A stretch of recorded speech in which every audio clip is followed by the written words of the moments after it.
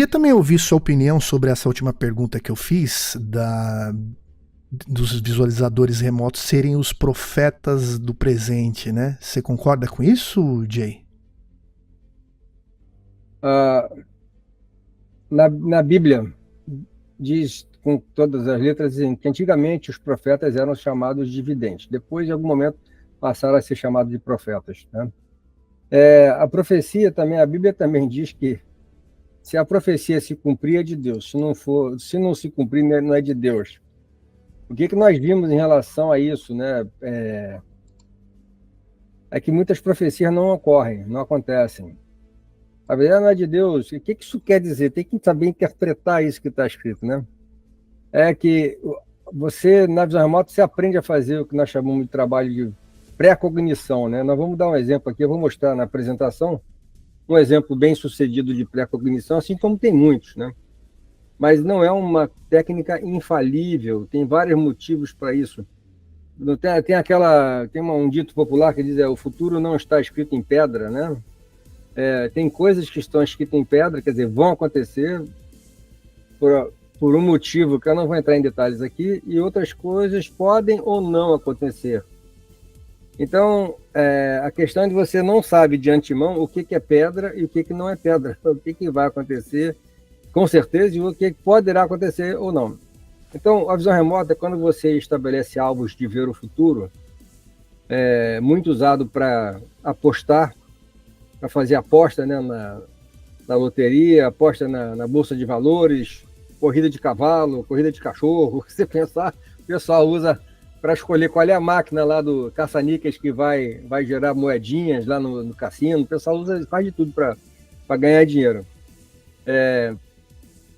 Quanto mais perto você fizer a sua sessão de visão remota para obter aquela informação do evento que você quer saber qual vai ser o desfecho, maior é a chance de você acertar.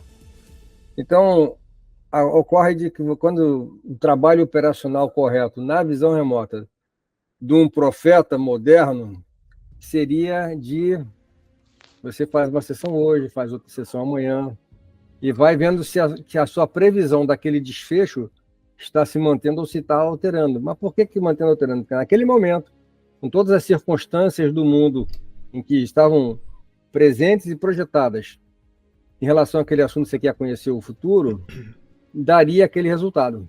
Mas aquelas circunstâncias podem se mudar.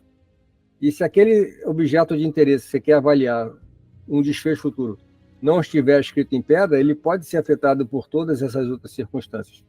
Então você tem que fazer várias sessões de visão remota e quanto mais perto do evento-chave que te interessa, você fizer a sessão, mais chance daquilo que você previu estará correto. Tá? Então esse é o trabalho correto. Sim, respondendo, o visualizador remoto, quando faz um trabalho de visão de futuro, ele pode ser considerado também um dos profetas, né? Não é o único caminho, mas é um dos caminhos. Tá?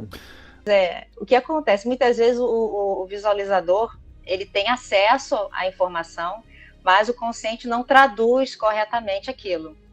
Então, por que é importante a gente praticar bastante? Para que a gente consiga compreender, ter autoconhecimento, né? Ou conhecer o processo pessoal de visualização, para que a gente permita que a informação venha como ela tem que vir. E a gente não polua a interpretação da informação. E isso aconteceu comigo, eu vou dar os meus exemplos aqui, acho que fica mais fácil explicar. Foi o caso de um alvo, aquele alvo, né Jay, da Câmara, né, das Luzes lá de Paris. Ah, sim. Não me fale. Foi. Quando eu acessei o local, né, do alvo, conscientemente eu imaginei que poderia ser algo que eu não queria ver. Porque quando a gente vai visualizar um alvo, muitas vezes o nosso subconsciente ele vai acessar qualquer informação referente à resposta que a gente quer obter, mas também a outras, não necessariamente que são o centro da resposta, podem ser questões periféricas, né? Por exemplo, vou dar aqui um exemplo rápido aqui. Vamos supor que o alvo fosse uma cerimônia de casamento de um rei e uma rainha em determinado momento. Vai que o subconsciente acaba visitando a noite de núpcias, né?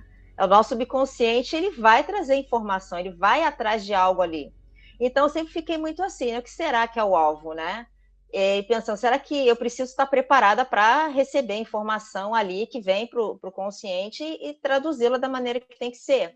E isso é muito importante também, inclusive, quando a pessoa está visualizando, né? E o Jay pode falar melhor sobre isso, quando há uma equipe especializada em encontrar pessoas desaparecidas. A gente não sabe como aquela pessoa desaparecida estará, né? Então é importante que o visualizador tenha treinamento.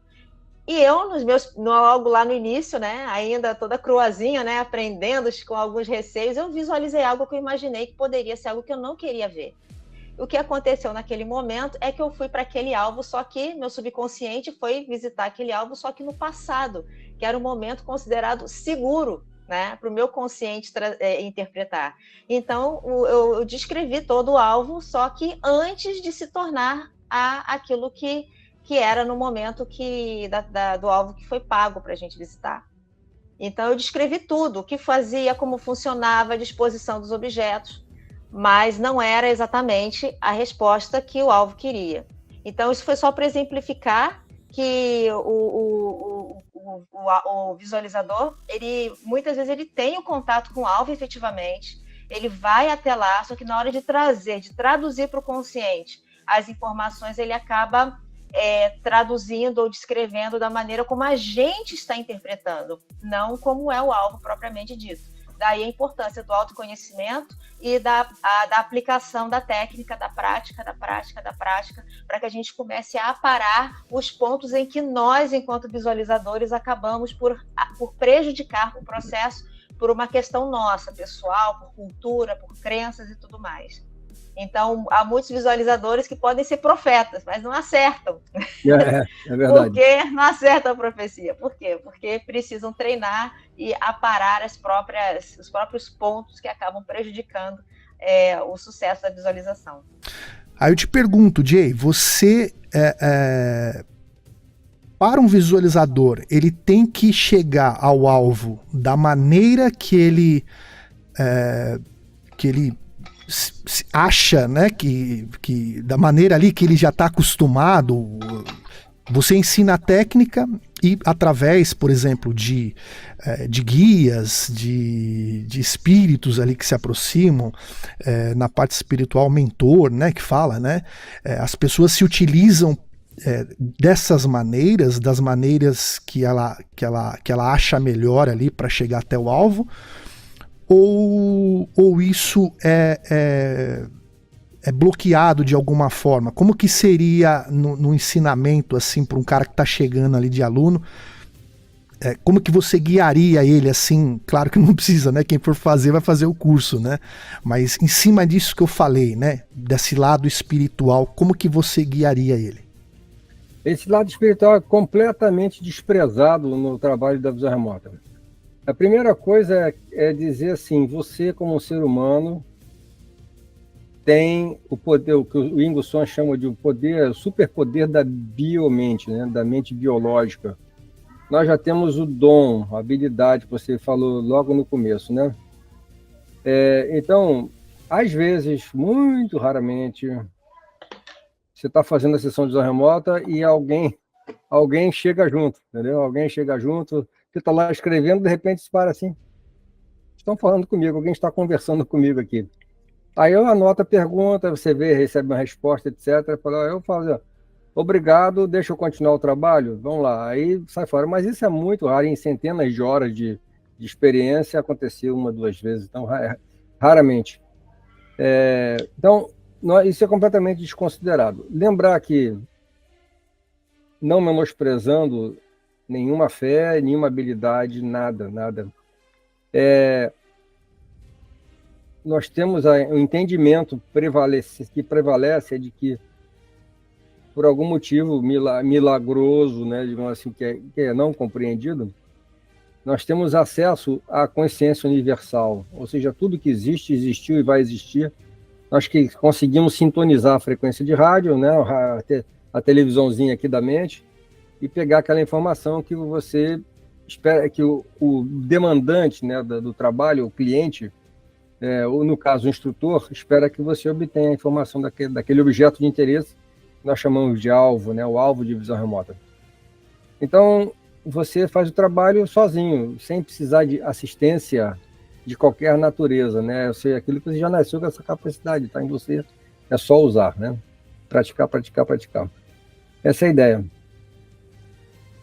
Então, realmente o assunto é totalmente religioso, espiritual, mas eu costumo dizer o seguinte, vou falar só mais duas coisinhas aqui sobre esse assunto.